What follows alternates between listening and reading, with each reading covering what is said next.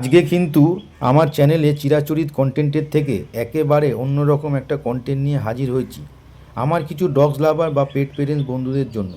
সল্টলেকে একটা veterinary government hospital আছে, তার ডিটেলস দিচ্ছি। অনেকেই চিকিৎসা নিয়ে মিসগাইড হন, আমরাও হয়েছিলাম, তার জন্য এই ভিডিওটা বানালাম।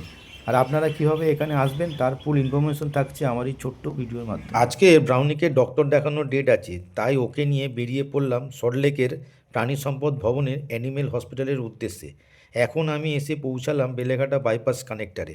আর আপনারা যদি বাসে বা ট্রেনে করে এখানে আসেন, প্রথমে আপনাদেরকে বেলেঘাটা কানেক্টারে আসতে হবে।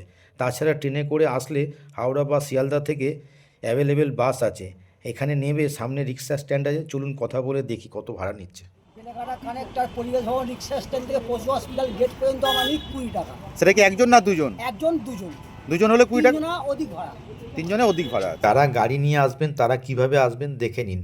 বেলেঘাটা কানেক্টর থেকে অ্যানিম্যাল হসপিটাল হচ্ছে 1.2 কিলোমিটার। সামনে সাই কমপ্লেক্স থেকে আপনার ডান হাতে ঘুরলেই হচ্ছে অ্যানিম্যাল হসপিটাল। হসপিটালের মেন গেট থেকে প্রবেশ করে গেলাম। সকাল 9টা থেকে রাত্রি 9টা পর্যন্ত হসপিটাল খোলা থাকে। প্রথমে এসে আপনাদেরকে ডগ হলে 20 টাকার কুপন, আর ক্যাট বা অন্য প্রাণী হলে 10 টাকার কুপন কাটতে হবে। এখানে এসি ওয়েটিং রুমের ব্যবস্থা আছে। টোকেন কাটার পর নাম্বার অনুযায়ী আপনাকে ডেকে নেওয়া হবে।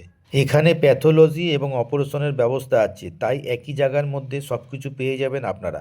এদিক ওদিক আপনাকে যেতে হবে না। সবথেকে বড় কথা, এই হসপিটালে সব সিনিয়র ডক্টররাই বসে। এটা আমার নিজস্ব এক্সপিরিয়েন্স। আশা করি এই ভিডিওর মাধ্যমে অনেকেরই হেল্প হবে। ভিডিওটা কেমন লাগলো কমেন্ট করে জানাবেন, আর সাবস্ক্রাইব করে পাশে থাকবেন।